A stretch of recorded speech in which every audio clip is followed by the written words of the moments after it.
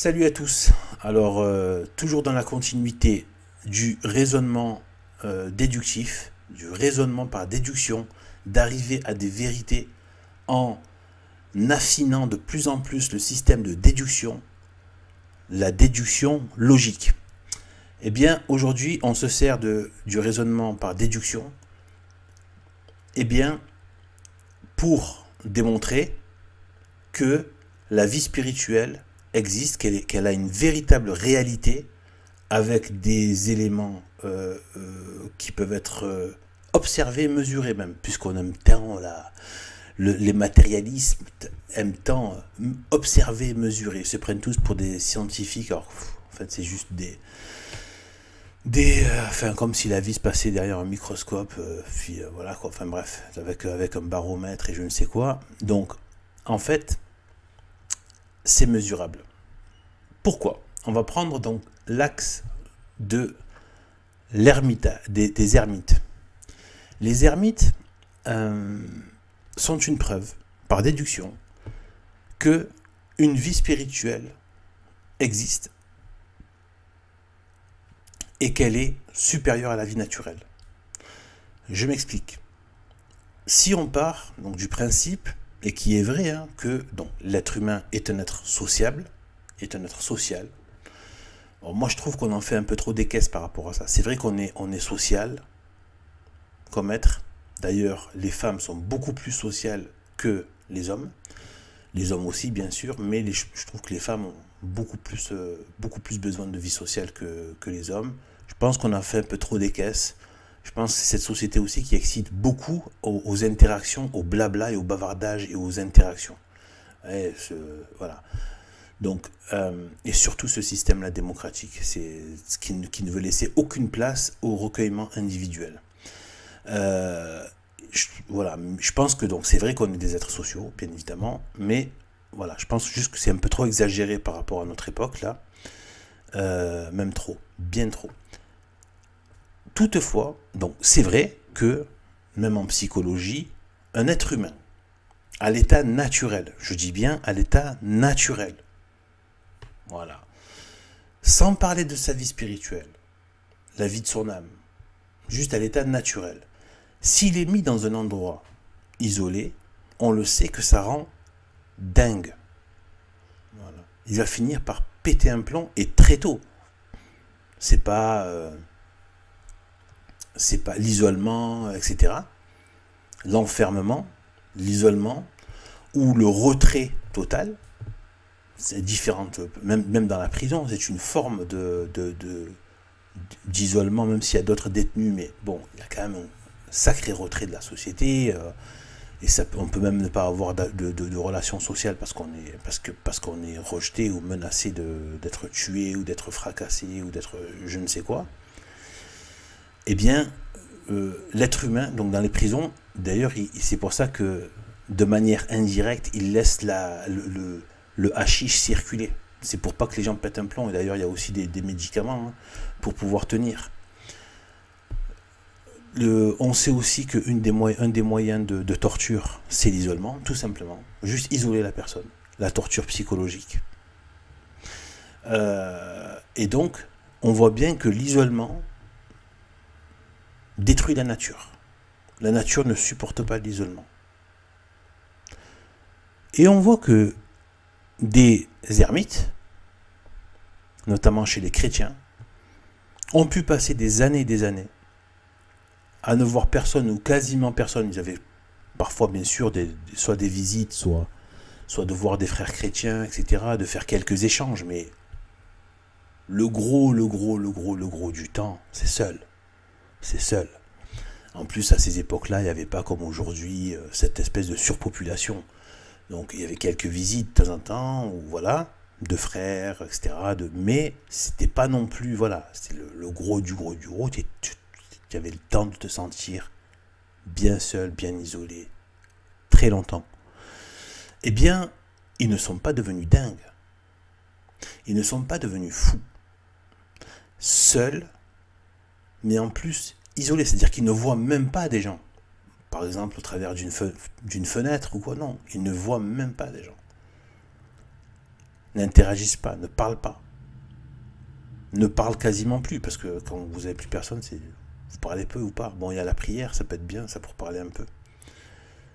Mais c'est donc une preuve, et là c'est pour ça que je dis que c'est mesurable, observable, que des êtres humains rentrent dans une grotte, rentrent ou dans une sorte de... Ça peut même être une petite maisonnette, hein, quelque part dans la montagne ou très en retrait dans la nature, et qui ne voit plus personne. Tu reviens 3, 4, 5 ans, il a toute sa tête. Il a toute sa tête. Ça ne veut pas dire qu'il n'y a pas de combats terribles, parce qu'il y a les démons. Il y a les démons, il y a toutes les concupiscences de la chair qui sont là, il y a un vrai travail qui est fait. Un vrai travail spirituel, un vrai combat spirituel. Mais ils peuvent ressortir de là complètement en pleine possession de leurs moyens intellectuels, leur état émotionnel stable, etc., etc. La présence du Christ, la présence de Dieu. Ça veut bien dire que l'âme humaine peut, si elle se nourrit, si elle est nourrie de grâce de Dieu, eh bien elle peut être soutenue et elle peut dépasser sa nature humaine. Voilà, ça c'est une preuve, par déduction. Le fait que des ermites, et seuls les ermites qui ont une vie spirituelle, je ne parle pas des... Est-ce qu'on connaît des ermites athées? Non, ça n'existe pas, parce qu'ils vont péter un plomb. Par contre, il n'y a que les ermites spirituels qui arrivent à garder cet état de vie, garder la vie, parce que c'est la vie spirituelle qui prend le pas sur la vie naturelle. Et voilà. Sachant que, bon, l'excellence, évidemment, c'est l'ermitage chrétien, catholique, et bon, tout ce qui est bouddhiste, bon, déjà, c'est vrai que c'est au moins quelque chose de spirituel, donc ça on peut le reconnaître, hein, pas obligé d'être... voilà. Mais bon, ils sont dans l'erreur, voilà, d'ailleurs, ils sont dans... Bon, bref, il n'y a pas d'incarnation, tout ça, ils sont... Voilà, et ils croient dans des démons. Bouddha est un... Voilà, tout ça, cette espèce de bonhomme, voilà, de bonhomme gros, d'ailleurs, pourquoi est-ce qu'il est gros? C'est un signe de gourmandise, narquois, un sourire bizarroïde, enfin bref, c'est pas vraiment... c'est pas très sain, quoi, spirituellement, tout ça. Mais au niveau de la manière dont ils font de l'ermitage, ils sont dans des techniques...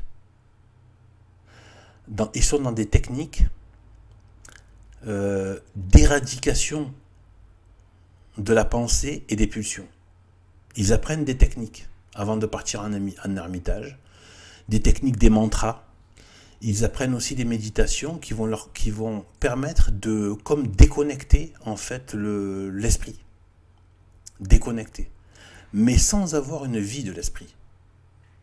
Vous voyez? Ça c'est par rapport à la méditation. La méditation, ça je vais en faire une vidéo aussi, c'est que de type bouddhiste, etc., très malheureusement, catastrophiquement très à la mode en Europe, enfin dans le monde occidental, et voilà, qui avalent toutes les pires couleuvres depuis qu'ils ont abandonné le christianisme, ils avalent les pires ordures, c'est incroyable, quoi. Plus c'est infect et immonde et grossement, comment dire... dévastateur, et plus ils avalent, quoi. C'est un truc de dingue. Eh bien, ils font des... En fait, ces méditations, malheureusement, j'ai pratiqué ça quand j'étais dans ma phase occulte, etc. et tout, ésotérique et occulte. Eh bien, contrairement à ce qu'on pourrait croire, c'est très axé sur le corps, la méditation. C'est très physique, en fait. C'est juste qu'on concentre la pensée sur des points du corps. Donc ça reste en fait une sorte de méditation charnelle. On reste connecté au corps. On reste connecté au corps. Et en fait, on essaie comment dire, de stopper l'activité de l'esprit en le concentrant sur des parties du corps. Ce qui crée une vie de serpent. Ça, c'est ce que je développerai dans une autre vidéo. Ce qui crée une non-vie spirituelle, en fait, en vérité. Et c'est ce qu'ils appellent le nirvana, c'est pour atteindre le néant. Or, les chrétiens ne cherchent pas le néant. Ils ont une vie spirituelle qui intègre, qui laisse l'activité de la pensée en marche, qui n'essaie pas d'interrompre l'activité, bien au contraire, qui la laisse, et qui la mettent en prière, et qui laissent en activité dans la prière, la pensée. La prière, la méditation, des choses divines, des écritures, et de l'observation de la création, de méditation sur la vie, etc. Que sais-je d'autres? Moi, je ne connais pas bien le système d'ermitage chrétien, mais bon, je sais à peu près ces choses-là.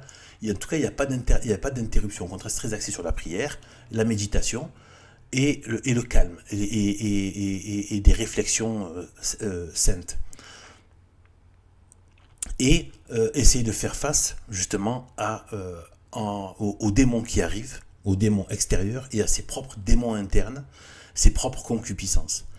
Parce que c'est très violent. La nature, si à un moment donné, elle se retrouve toute seule, sans vie sociale, je ne vous raconte pas les pulsions de sociabilisation, les envies terribles de socialisation.